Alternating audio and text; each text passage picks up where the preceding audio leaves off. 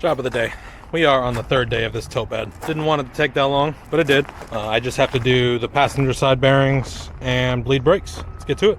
Let's get the tires off. And rear passenger side hub coming off. I got hubs off, taking seals and bearings out. I just replace bearings because I warranty everything, and if a bearing goes out, I want to know that it's a bearing that I put in, and I can just cover it for the customer. Well, let's clean out the inner hub of this. I just get the majority of the grease out with the tool, and then use good wipes to wipe everything up.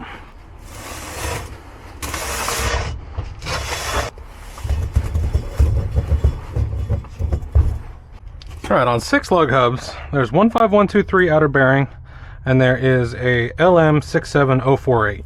These hub and drums have the LM number on it, so I'm going to put the 25500 bearing inside. I checked the axle, so 2 1/4 seal fits perfect. Tap the seal in.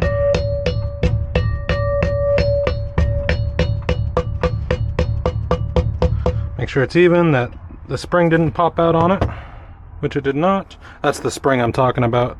It just holds that rubber lip in. But 25580 inner bearing, 2 1/4 seal.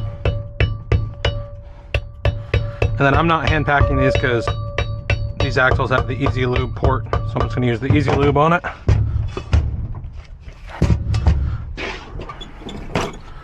Wipe off little excess grease. Braces are smooth, don't need to replace. Outer bearing going on, outer bearing going on. Let's go put these on. We'll spin out a little rust on it, so just buffing it out. Perfect. Hub's got new bearings, new seals, and we'll put new grease in after we get everything on there. Don't forget to wipe off your washer. Washer is on. Spindle nut cleaning. And spindle retainer's on. Pack this with grease. And grease is coming out. Hub is packed. Spindle retainer is on, and grease is in there. Dust cap is on. Let's do the rear. And rear going on.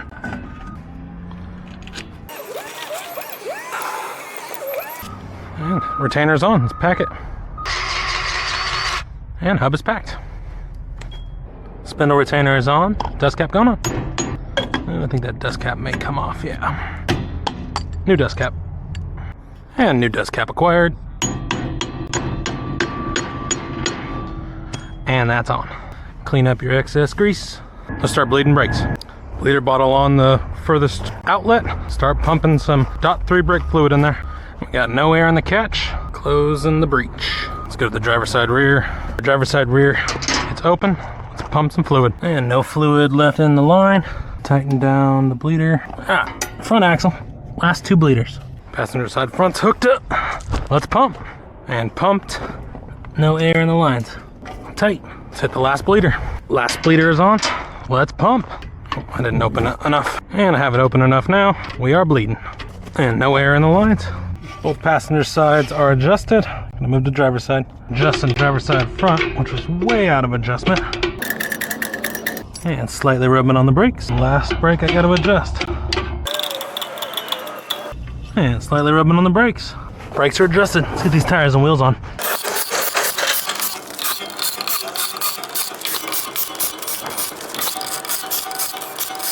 Tires and wheels are on.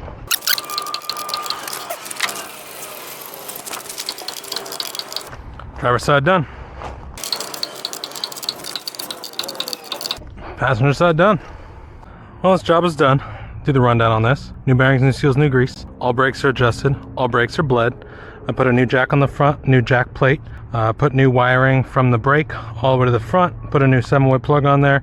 Made sure all his lights work. Left turn, right turn. marker lights work. There's no electric brakes on this because they're hydraulic. I was able to fix the frame fully, put a plate on there, welded everything out. I dropped the axle, took it out, did that, put the axle in. Front axle's welded on now. Frame is secure, brakes work, lights work. This job is done and I'm on to the next.